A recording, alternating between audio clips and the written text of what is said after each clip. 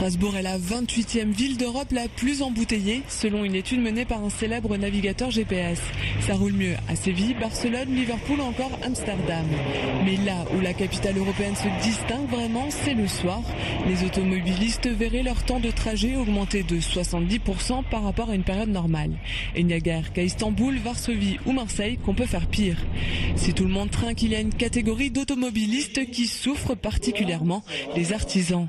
Le principe est simple, le temps c'est de l'argent et 1 heure dans les bouchons c'est 1 heure en moins sur le chantier. Maurice Caroch est peintre à Benfeld, à 30 km de Strasbourg seulement. Sa vingtaine d'employés passent en moyenne 2 heures par jour dans les embouteillages.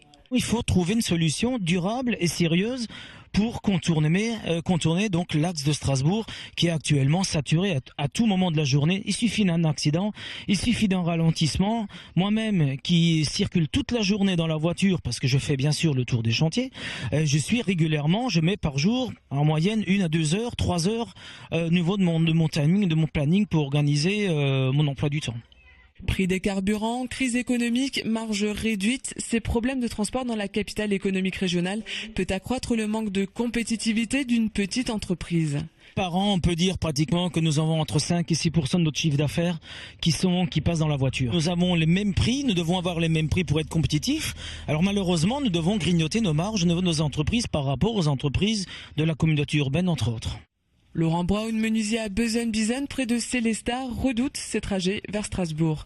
Tous les employés de l'entreprise s'en passeraient bien d'ailleurs, mais par les temps qui courent, impossible tout simplement de faire la fine bouche quand un chantier se présente. On serait en période prospère où il y aurait plein de travail partout. On ferait une sélection beaucoup plus drastique pour l'accès à Strasbourg ou même au-delà. Mais dans des conditions économiques assez tendues, on prend le travail où il est, là on nous le propose et là on veut bien nous faire travailler où économiquement on arrive à se placer. Donc c'est vrai que on va à Strasbourg, pas à contre-cœur mais avec un petit pincement au cœur quand même. Unique solution, aménager le planning des opérateurs. Un casse-tête supplémentaire indispensable pour garantir de bonnes conditions de travail aux salariés.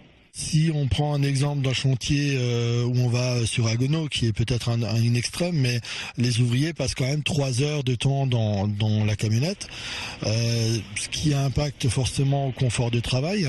On s'aménage des horaires spécifiques pour contourner les horaires d'engorgement. Donc on part plutôt le soir pour rentrer plutôt le matin pour rentrer plutôt le soir.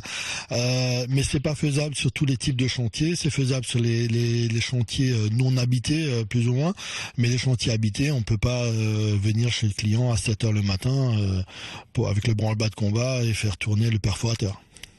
81 heures, c'est le temps moyen perdu par les automobilistes piégés dans les bouchons à Strasbourg chaque année, soit 33 minutes en moyenne par jour.